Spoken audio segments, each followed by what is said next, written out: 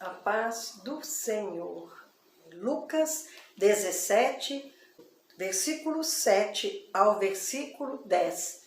É uma parábola pequena, com 4 versículos, mas de muita profundidade e de ensinamento profundo para a nossa vida. Senão vejamos. Versículo 7. Qual de vós, tendo um servo ocupado na lavoura ou em guardar o gado, lhe dirá quando ele voltar do campo: vem já e põe-te à mesa? E que antes não lhe diga: prepara-me a ceia, cinge-te e serve-me, enquanto eu como e bebo. Depois comerás tu e beberás? Porventura, terá de agradecer ao servo, porque este fez o que lhe havia ordenado?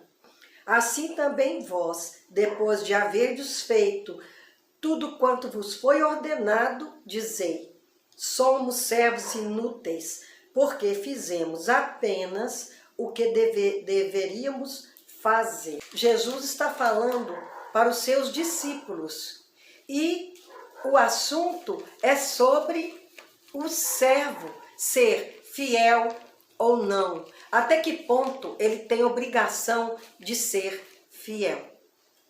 Se existe o servo e o seu patrão, existe um contrato, que seja tácito ou escrito, há um compromisso entre as partes. Ele de remunerar devidamente, conforme o combinado, e o servo de trabalhar e fazer aquilo que ele precisa fazer, que foi combinado. No caso aqui dessa passagem, este servo, o que ele contratou em fazer, talvez entre outros trabalhos, era cuidar do gado, ordenhar e também cultivar a plantação e servir ao seu senhor em sua casa, servindo à mesa, preparando a refeição. Então, aqui nesse texto, são essas as obrigações deste servo. E Jesus, falando aos discípulos, ele comenta o seguinte: quem dentre vós, que quando esse servo está lá, empenhado no trabalho da lavoura, está ali o dia todo cuidando do gado, ele deve estar cansado, ele deve estar sedento, que muitas vezes não tem nem tempo de parar. Mas qual de vós que vai falar com ele: ah, eu vou comer, você vai comer comigo, vai beber? Não. Normalmente, o patrão vai querer que ele se prepare a sua alimentação, a sua mesa, e depois de servi-lo, então ele se assentará e fará a sua refeição. Porque naquele momento a primazia, o privilégio é a do Senhor, que remunera esta pessoa. Ele está ali cumprindo a sua obrigação. Então Jesus leva os seus discípulos a pensar que nós não devemos apenas pensar naquilo que foi combinado em fazer, porque quando o servo é fiel, quando ele ama o que faz, ele ama o seu patrão, ele valoriza o seu serviço, ele faz não só aquilo que foi combinado, mas o que ele vê que precisa ser feito, mesmo que não seja atribuição dele, ele vai agradar ao seu Senhor e vai se mostrar fiel, aquele que se preocupa com o seu patrão, com sua casa, com os seus afazeres, mesmo que não seja uma obrigação primária. Jesus disse que nenhum daqueles que se encontravam ali teria essa atitude de fazer com que aquele que chegou do campo, cansado, já esgotado da tarefa diária, se alimente primeiro ou se alimente junto com ele. Não, ele quer que ele faça de acordo com o combinado. Este servo, ele não teria que receber um muito obrigado, em tese, porque na verdade, ele está executando a tarefa que lhe cabia. Essa parábola, ela não é muito conhecida. A gente quase não ouve a explanação dessa parábola nas igrejas e parece que há uma explicação. Porque as mais conhecidas são a parábola da videira, do filho pródigo, das 10 virgens, da dracma perdida.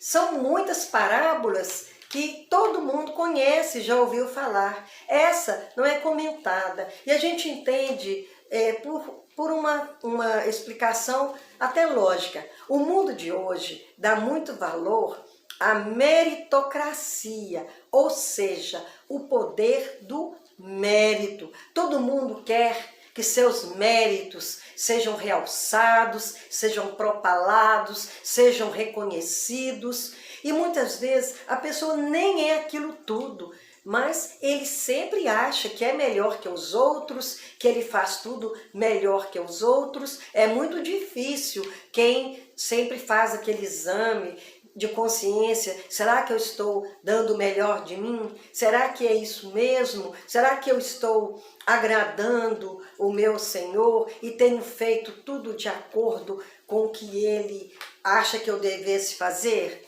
Não, as pessoas estão sempre esperando serem reconhecidas e mesmo que façam o mínimo, estão sempre esperando um elogio, algum reconhecimento a mais. Não é errado elogiar, não é errado reconhecer, mas temos que fazer as coisas por fidelidade, por responsabilidade.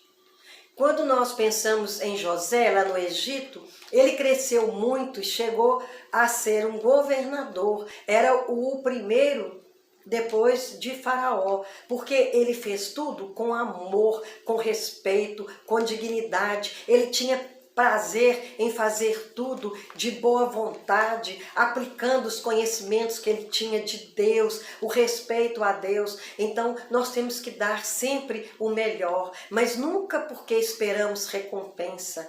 Com Deus, muitas vezes, procedemos assim, recebemos tantas bênçãos, a bênção de respirar, a bênção de estar vivo, porque se o Senhor quiser, Ele pode nos chamar a qualquer momento, não precisa de desculpa para isso, o Senhor não tem que nos dar satisfação nem a ninguém. Então, se estamos vivos, respirando, se estamos bem, mesmo quando estamos doentes, reconhecemos que o Senhor está ali nos sustentando, nos dando paciência, nos dando condições naquela enfermidade, estarmos agradecendo ao Senhor por aquele dia, porque no sofrimento a gente aprende muito, a gente pode desenvolver a paciência, nós refletimos mais, nós damos mais valor à saúde. Então, se nós tivéssemos uma saúde perfeita o tempo todo, nós não pararíamos para pensar no quanto é bom estarmos saudáveis, dispostos,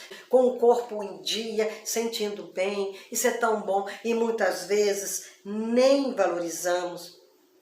Então o mundo pensa sempre em retribuição, em pagamento. Então muita gente fala, eu vou fazer isso, o que é que eu vou ganhar com isso? Sempre pensando no que vai receber. O Senhor nos cumula tantas bênçãos, muitas vezes somos ingratos, somos infiéis e chega no fim do dia e não lembramos de agradecer por aquele dia. Às vezes não aconteceu nada de extraordinário, mas é extraordinário estarmos vivos, estarmos em família, tendo a alimentação diária. Tem gente que pensa assim, eu tenho salário, nada me falta, mas foi o Senhor que lá atrás, quando abençoou com esse emprego, com essa oportunidade, garantiu todos os dias de alimento, de condição de comprar um remédio, condição de estar convivendo com a família em harmonia, muitas vezes em dificuldades, mas o Senhor dando sabedoria para resolver os desenlaces. O Senhor é muito bom, o Senhor é misericordioso. Nós vivemos pela misericórdia de Deus, nós não merecemos nada. Conforme diz Isaías, nós merecíamos o inferno. Nós não temos outro merecimento, porque nós já nascemos condenados ao inferno, mas o Senhor Jesus nos encontrou, nos deu a mão, nos tirou do monturo e fez com que nós andássemos num caminho de luz, num caminho de mudança, num caminho diferente, onde nós podemos ter intimidade com o Senhor,